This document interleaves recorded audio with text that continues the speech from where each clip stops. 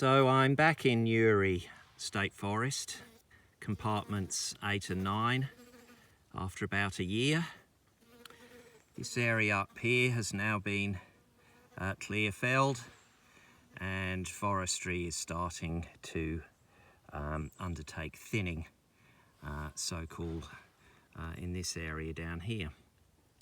This is the harvest plan in April 2023. And the area that I'm in is stippled and is just simply zoned FMZ 5, Hardwood Plantations Management Zone, but it was not identified for logging a year ago. Well, a lot has happened in a year. We've had the so-called Great Koala National Park declared and a massive intensification of logging inside the footprint of the proposed park, particularly in the plantations, which is why many of us are now calling for a greater koala park and asking that the whole area be put under World Heritage because it's the only way it can be protected. Why do I say that?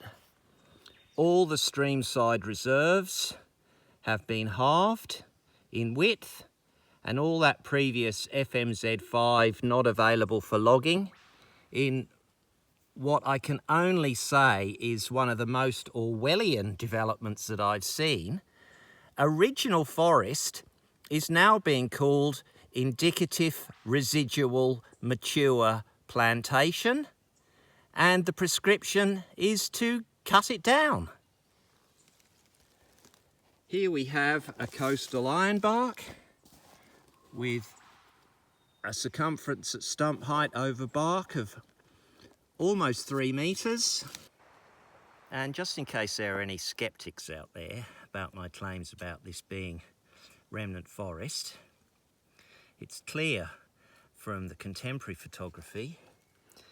Yes, it may be a little less clear from this photography, but when you look at the surrounding areas, you can see there are larger canopy trees in this patch of residual remnant.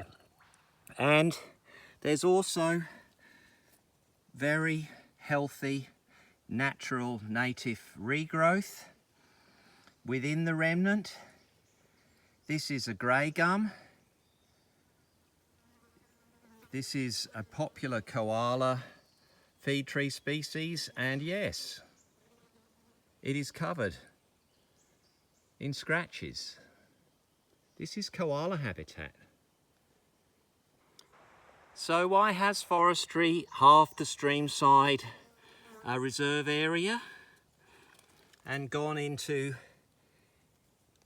the remnant and the regrowth, the natural forest, the native forest?